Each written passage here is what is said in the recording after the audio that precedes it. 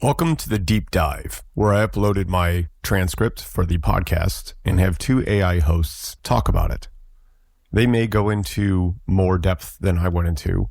So without further ado, here's the Deep Dive. Hey everyone, welcome to another Deep Dive. You know, we love to unpack these complex topics, and you guys sent in some really interesting stuff this week about fear of abandonment. It's such a universal experience. It is, and it can really show up in so many different ways in our lives. Yeah. I mean, even on dating apps. Yeah, definitely. And the story you shared about that is so fascinating because it shows how our vulnerabilities can sometimes clash with other people's fears. You know, it's like this delicate dance where one wrong step can set off a whole chain reaction. It's true. In the audio, the speaker was talking about how they were feeling emotionally vulnerable after a loss. Yeah. Which is totally understandable. I mean, everyone needs connection, especially during tough times. But they mentioned experiencing something called emotional codependency. Right. And I have to admit, I'm not entirely sure what that means. Could you break that down for us a little bit? Sure. So basically, emotional codependency happens when someone relies too heavily on another person for their emotional well-being. Like, their happiness completely depends on the other person being there and approving of them. It can create this unhealthy dynamic. So in this story, the speaker was looking for comfort and reassurance after a loss, but that neediness might have actually pushed the other person away. Exactly. It's like a self-fulfilling prophecy. They were trying to avoid feeling alone, but ended up triggering their dating app partner's fear of abandonment. And that's where those cluster B personality traits come into play, right? Yes. People with these traits are often super sensitive to anything that feels like control or engulfment. I see. They may have a history of unstable relationships and a deep fear of being trapped. So for those of us who aren't therapists, can you explain what exactly are cluster B personality traits? Absolutely. It's basically a group of personality patterns that share some common characteristics, like intense emotions, dramatic reactions, and sometimes difficulty maintaining stable relationships. Okay. And some examples are narcissistic personality disorder and borderline personality disorder. Got it. And it's not that everyone with these traits is going to behave in unhealthy ways. But there are some tendencies that can make relationships really challenging. Right. And one of those is that fear of abandonment we were talking about. Exactly. For someone with these traits, any little thing that feels like a threat to the relationship can feel like a full-blown crisis.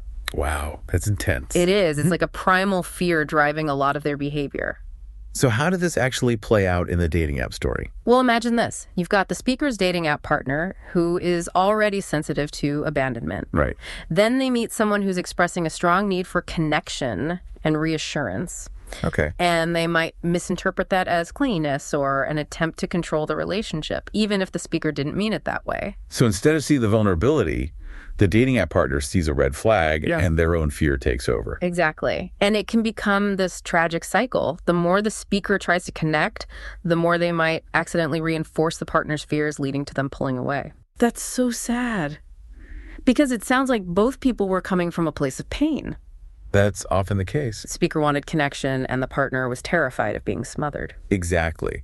And that's why understanding fear of abandonment is so crucial. It's often this hidden force shaping our interactions and sometimes leading to outcomes we don't want. It's true. And this dynamic can happen in any relationship, not just on dating apps. Absolutely. This dating app story is just one example of how two people's fears can collide and create a situation where everyone ends up getting hurt, even if unintentionally. Yeah. And it makes you think about how can we all do better? For sure. And that's what we'll keep exploring as we go deeper into this topic. This is already so fascinating, and I bet there are a ton of people out there who can relate to this story on some level. We'll be right back to dig even deeper into the dynamics of fear of abandonment and how we can all build healthier relationships. Stay tuned. You know, before the break, we were really focused on that dating app story and how fear of abandonment played out there. It really got me thinking, even though it was about dating apps, that same dynamic could happen in any relationship.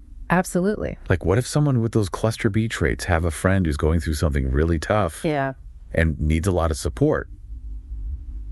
Could that trigger them to pull away? It definitely could. You see, it's not just about romantic relationships. Anyone with a strong fear of abandonment might see that kind of neediness as a threat.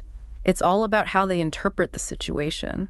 So they're always on the lookout for any sign that someone might be getting too close. Yeah, so they have this internal alarm system Interesting. that goes off whenever they sense things might be changing in the relationship. And that can trigger a whole range of reactions from just pulling back a little to trying to regain control. Wow. So if you're in a relationship with someone like this, what can you do to not accidentally set off those alarms? That's the big question, isn't it? And honestly, there's no easy answer. Right. But one thing that's really important is to pay attention to how you communicate. Like, are you always seeking reassurance? Or do you tend to get anxious when your partner needs some space? So you're saying even if we don't realize it, our own insecurities can be part of the problem. Yeah, and I'm not saying it's your fault if the relationship is having issues, but understanding how your own behavior might be feeding into their fears can be a game changer. So self-awareness is key. But what about actually talking to them about it? Communication is definitely crucial, but it needs to be done in a way that feels safe.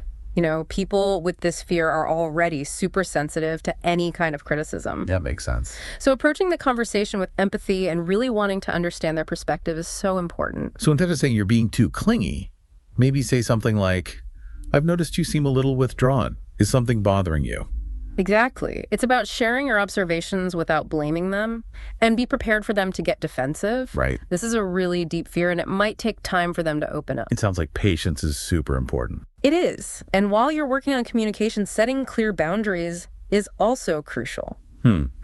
But that sounds tricky because someone with this fear might see boundaries as rejection. You're right. It's all about how you frame it. Okay. So instead of saying, I need you to give me more space, maybe say something like, I love being with you, but I also need some time alone so I can be fully present when we're together. I see. So you're emphasizing that the boundary is good for the relationship. Exactly. And be consistent with your boundaries. Don't give in when they pressure you. The more consistent you are, the more secure they'll feel because they'll know what to expect. That makes a lot of sense. It's like you're giving them a solid foundation to build on. Yeah. But it still seems like it can be really hard to deal with all the intense emotions that come with this fear. Oh, it can be. And it's important to remember you're not responsible for managing their emotions. You can be supportive, but you can't fix them. So what do you do when those big emotional outbursts happen? Like if they start accusing you of wanting to leave or threaten to break up with you? First, stay calm. Remember, their reactions are coming from fear, not logic. Okay. Try to validate their feelings without agreeing with their accusations. You could say something like, I hear that you're feeling scared and insecure right now. I want you to know that I care about you, but I need some space to think about what you're saying. So acknowledge how they feel without getting sucked into the drama. Exactly. And sometimes the best thing to do is just give them space to calm down. Let them know you're there for them, but don't try to argue when they're really upset. This is all so helpful, but I'm also wondering, how do you know if it's real fear of abandonment or if someone is using it as a way to manipulate you? That's a really important question. And unfortunately, it's not always easy to tell, but there are some red flags. Like what? Well, if someone is constantly using their fear to control you or make you feel guilty or stop you from setting boundaries, that's a sign something isn't right. So if it always seems to come up whenever they want something, that's a bad sign. Exactly. And if you're ever not sure, trust your gut. If something feels off, it probably is. Don't be afraid to talk to a therapist or a trusted friend to get some perspective. That's good advice. This has been such an eye-opening conversation. It's like you're giving us a whole new way to look at relationships. And that's the power of understanding fear of abandonment. It's not about blaming anyone. It's about understanding what's really going on so we can build stronger and healthier connections. Absolutely. This whole conversation has really got me thinking about how we can actually break free from these patterns. Yeah. You know, not just understand them, but actually heal and create better relationships. I love that. And that's really what we're all about here, right? Yeah. It's not enough to just know about fear of abandonment. We need to find ways to manage it so it doesn't run our lives. Exactly. So where do we even begin? Can you really overcome this fear completely? Well, it's important to remember this fear usually comes from deep-rooted insecurities and past experiences. Right. So it's not about erasing it completely. It's more about learning how to handle it. So it's not like we can just make it disappear. Right. It's more like learning to dance with it. I like that. Yeah. So how do we learn those steps? One of the most powerful tools we have is self-awareness. Okay. But how do you actually become more self-aware? Mindfulness is a great place to start. It's about paying attention to your thoughts and feelings without judging them, just noticing when those fears start to creep in. So it's like taking a moment before you react. Exactly. And once you've paused, you can ask yourself, what's really going on here?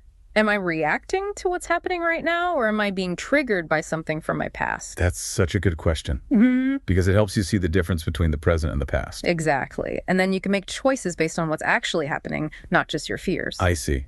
And what about when those fears feel really intense? Like in that dating app story where the speaker was trying to connect, but it backfired? In those moments, it's so important to have healthy coping mechanisms. What are some examples? It could be anything that works for you, like deep breathing, journaling, talking to a friend or a therapist. So it's like having a toolkit for when things get tough. Exactly. And remember, asking for professional help is a sign of strength, not weakness. A therapist can give you support and help you work through those deep-rooted patterns. This has been such an incredible conversation. I feel like we've really gotten to the heart of what fear of abandonment is all about. Me too. And I hope our listeners are walking away with a better understanding of how this fear operates and some practical tools to manage it. Absolutely. And on that note, I think it's time to wrap up this deep dive. Sounds good. But before we go, I want to leave everyone with this thought. You are worthy of love and belonging, just as you are. Don't let fear hold you back from experiencing those amazing connections. Thank you so much for joining us today, and we'll see you next time.